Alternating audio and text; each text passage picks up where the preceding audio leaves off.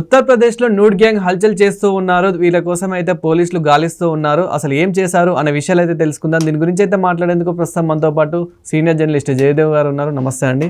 నమస్తే ప్రశాంత్. సార్, ఉత్తరప్రదేశ్లో ఈ న్యూడ్ గ్యాంగ్ అనే గోల అసలు ఏంటి? వీరి కోసం అయితే ఇప్పుడు పోలీసులు గాలిస్తున్నట్లు తెలుస్తోంది. అసలు వీళ్ళు ఏం చేశారు, ఏం జరిగింది? ఈ మధ్యకాలంలో వింత వింత పోకట్లు ఎక్కువగా జరుగుతున్నాయి.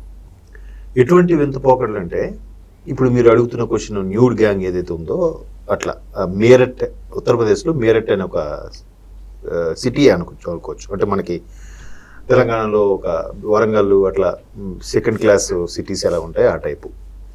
సో అక్కడ ఒక న్యూడ్ గ్యాంగ్, అంటే ఒంటి మీద బట్టలు ఉండట్లేదంట, కంప్లీట్గా న్యూడ్గానే ప్రదర్శన పిచ్చోలాగా అనుకుని సరే వాళ్ళు ఎవరో అని ఊరుకుంటే పక్కన వెళ్ళేసరికి వాళ్ళని మీదగా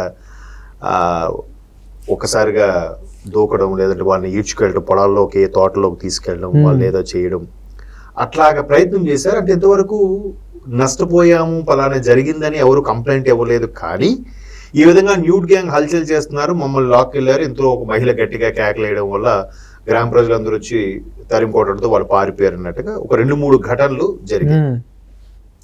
దానికి సంబంధించి పోలీసులు కూడా ఎంక్వైరీ చేస్తున్నారట. అదే చెప్తున్నారు. అంటే రకరకాలుగా ఇప్పుడు ఆ మధ్యకాలంలో ధర్మస్థలకు సంబంధించి చూడండి, వాడెవడో ఇంకేదో విషయాన్ని దారి మళ్లించడం కోసం కర్ణాటక ధర్మస్థలంలో అడుగడుగున మహిళలందరూ ఇక్కడికి వచ్చిన తిరిగి వెళ్ళలేదు.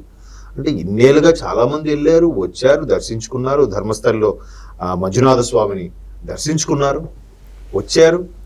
ఎక్కడ తవ్వినా కూడా అవి ఎవరైతే రీసెంట్గా చనిపోయిందో ఆమె డెడ్ బాడీ తప్ప ఇంకేదీ దొరకలేదు, ఎక్కడ మూలాలు లేవు. తీరా చూస్తే వాడు రాంగ్ స్టేట్మెంట్ ఇచ్చాడని ఒక నెల రోజుల తర్వాత తెలిసింది. అంటే ఇవన్నీ పిచ్చి పిచ్చి వింత వింత పోకట్లు. ఆ మధ్యకాలంలో మీరు చూస్తే విజయనగరం జిల్లాలో కూడా ఎక్కడో ఒక ఇన్సిడెంట్ జరిగింది.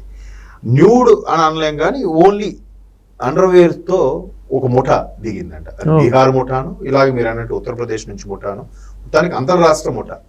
ఒళ్ళంతా నల్లగా గ్రీజ్ ఏదో రాసుకొని దొంగతనాలకు వెళ్ళడం.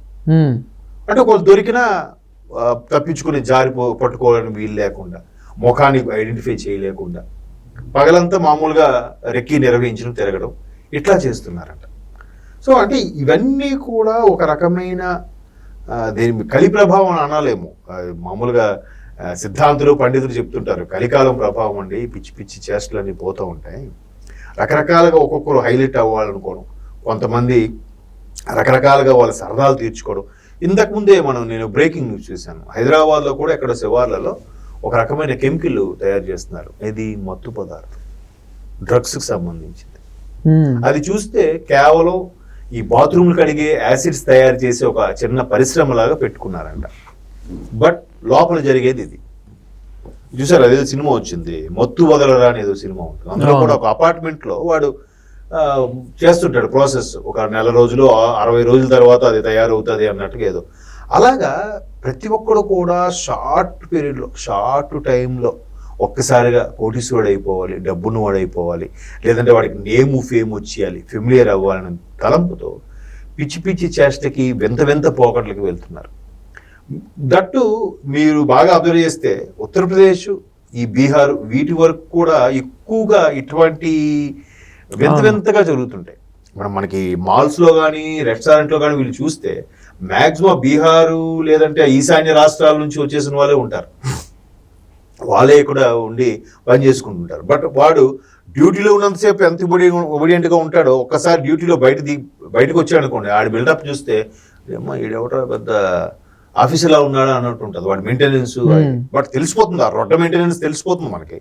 అంటే అటువంటి కల్చర్ కారణం సరైన విద్యా అవకాశాలు లేకపోవడం, లేదా సరైన ఉపాధి అవకాశాలు లేకపోవడం వల్లే వీళ్ళు ఇలా మారుతుంటారేమో, వీళ్ళు ఇలా తయారవుతారేమో అనిపిస్తుంది. ఇప్పుడు కొంతమంది ఇప్పుడు పాకిస్తాన్లోనే చూడండి, ఎక్కువగా తీవ్రవాదం వైపు వెళ్ళడానికి కారణం ఏంటి? సంతానాలు పెద్దవి. వాడు ఇంటి యజమాని సంపాదించేది 10 రూపాయలు, 10 రూపాయలు 10 మంది తినాలి. ఎలా తింటారు? ఒక పూట తింటే 2 పూట పస్తుండాలి. ఆ ఆకలి బాధ తట్టుకోలేక వాడు ఇలాగా చెడు మార్గాల వైపు డైవర్ట్ అవుతాడు. అదే కసి పెంచుకొని ఒక మంచి ఉద్యోగం కొట్టి అలా కూడా అవ్వచ్చుగా, అలా అవడం. కానీ ఇక్కడ ఏంటంటే ఇప్పుడు ఒక గ్యాంగ్ ఏదైనా చేస్తున్నారంటే ఒక దొంగతనం చేస్తున్నారంటే డబ్బు కోసం అనుకోవచ్చు, అండ్ ఒక గ్యాంగ్ ఎవరైనా చంపుతున్నారంటే వాళ్ళ వెనకాల ఎవరైనా ఉండి చంపిస్తున్నారు. కానీ ఒక గ్యాంగ్ ఇలా రేప్ చేయడం అనేది ఎందుకంటే అనుకొని వీళ్ళు చేస్తున్నారు అనుకుంటే ఒక మెంటాలిటీ ఇలా మేబీ అంటే అటువంటి సైకియాట్రిక్ డిజార్డర్ ఉండే వాళ్ళందరూ ఆటోమేటిక్గా వాళ్ళు సాధు రాసుకుంటూ బూడిద రాలేదు అన్నట్టుగా ఆ ట్యూన్ అయ్యే వాళ్ళు అక్కడ కలుస్తుంటారు. ఇప్పుడు ఒక ఫర్ ఎగ్జాంపుల్ ఒక సినిమాలో చూపిస్తాడు, వాడు ఒక ఆర్ఫాన్ హౌస్లో ఒక అనాథాశ్రమంలో ఉన్న వ్యక్తి సరే అని చెప్పి ఆడు చిన్నప్పటి నుంచి చిన్నపిల్లల్ని ఆ వార్డును పాడు చేయడం అన్ని చూస్తే ఒక రకమైన అమ్మో మనుషులు ఎంత దరిద్రంగా ఉంటారా, ఎంత వరస్ట్గా బిహేవ్ చేస్తారని ఎవరిని నమ్మని స్థాయికి వెళ్ళిపోతాడు. ఏదో సినిమా పేరు గుర్తులేదు కానీ అలాగా వాళ్ళు పెరిగే వాతావరణంలో ఎవరికో ఏదో జరగడం, లేదంటే వాళ్ళ కుటుంబంలో ఎవరైనా ఆడవాళ్ళు చెడిపోయిన ఆడవాళ్ళు ఉంటే అందరినీ అదే దృష్టితో చూడటము, అలాంటి ప్రోద్బలంతో ఉన్న వాళ్ళందరూ కూడా ఇంకా అదే దృక్పథంతో చూసి వీళ్ళు ఎలాంటి వాళ్ళు, ఇటువంటి వాళ్ళు వీళ్ళు ఇలాగే చేయాలి, అసలు ఆడవాళ్ళని నమ్మకూడదు అనే కాన్సెప్ట్లోకి వెళ్ళిపోతుంటారు కొంతమంది.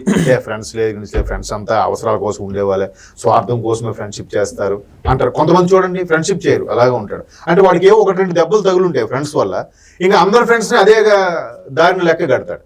సో అట్లాంటి మైండ్ సెట్ ఉండే వాళ్ళు ఇలా అందరూ ఒక దగ్గర చేరుతారనమాట. ఫర్ ఎగ్జాంపుల్ ఇద్దరు అలా ఉన్నారు, ఒకే దగ్గర ట్రావెల్ చేశారనుకోండి, వీడికి ఫ్రెండ్స్ ఉండరు, వాడికి ఫ్రెండ్స్ ఉండరు, వీడెవడు మనలాగే మన మైండ్ సెట్తో ఉన్నాడు అనుకుంటే అప్పుడు వాళ్ళిద్దరు క్లోజ్ అవుతారు. క్లోజ్ అయ్యి మీరు అన్నట్టు ఏం చేద్దాం, వాడికి ఏదో ఈ స్త్రీ వ్యామోహమో ఇంకేదో ఉంటుంది, మనం ఇట్లా డైరెక్ట్గా చేస్తే దొరికిపోతే ఇబ్బంది, అందుకు న్యూడ్గా వెళ్ళామనుకో ఈడేడు పిచ్చోడరా అనుకుంటాడు కదా. ఇప్పుడు మనిషి అనేవాడికి సిగ్గు బిడియం ఉంటుంది, తన శరీరం కప్పుకోవాలని, అది లేకుండా విచ్చలుగా చూస్తే ఇది కొద్దిగా మెంటల్గా ఇదిలే ఉన్నాడు రా, అది మనం పట్టించుకోం కదా. ఇప్పుడు చూడండి తాగుబోతాడు వాగితే తాగేసి ఉన్నాడు రా, వాడు ఊసెదురుగా వదిలేరు. అదే సెన్స్ గుండి మాగితే రా పిచ్చోడ్లా ఎవడా ఎక్కువ మాట్లాడుతాం కొట్టడానికి వెళ్తారు కదా. సో ఇక్కడ కూడా న్యూడ్గా చేశారనుకోండి, దొరికిపోయేసరికి ఏదో పిచ్చిగా యాక్ట్ చేస్తే ఏమనుకుంటారు, ఎవడో పిచ్చోడ్లే అనుకుంటారని ఒక మేబీ అదొక రకమైన కాన్సెప్ట్ అయి ఉండొచ్చు. ఎందుకంటే ఇవన్నీ ఓవరాల్ కొన్ని రకాల సినిమాలు, కొన్ని రకాల థ్రిల్లర్ స్టోరీస్ చదివిన తర్వాత ఇట్లాగా ఆలోచిస్తున్నారేమో అనిపిస్తుంది. బట్ పోలీసులు కూడా డ్రోన్స్తో సహాయంతో కూడా వెతుకుతున్నారంట న్యూడ్. ఎందుకంటే నిజంగా వాళ్ళు పిచ్చి వాళ్ళు అయితే న్యూడ్గానే కనబడాలి ఆ డ్రోన్ సాయం. బట్ వాళ్ళు ఎప్పుడైతే దొరికిపోతారనుకున్నారో మళ్ళీ బట్ట వేసుకొని కాముగా తిరిగేస్తూ ఉంటారు అందరి జనాల్లోకి వెళ్ళిపోయి. కొద్ది రోజులు ఆ ఊరు ఆ రాష్ట్రం విడిచిపెట్టి వెళ్ళిపోతారు, మళ్ళీ కొన్నాళ్ళకి వస్తారు. ఏముంది ఈ మధ్యలో ఆ తెలివితేటలు ఒకటి ఎక్కువైపోయాయి కదా. అప్పుడు ఎంత టెక్నాలజీ పెరుగుతుందో ఇట్లాంటి దరిద్రపు కొట్టే ఆలోచనలు కూడా పెరుగుతూనే ఉన్నాయి. బట్ ఉత్తరప్రదేశ్ పోలీసులు ఏ విధంగా చేస్తారో, ఇది ఎంతవరకు వాస్తవం ఉందో కూడా వాళ్ళే చేసి చెప్పాలి. Thank you sir.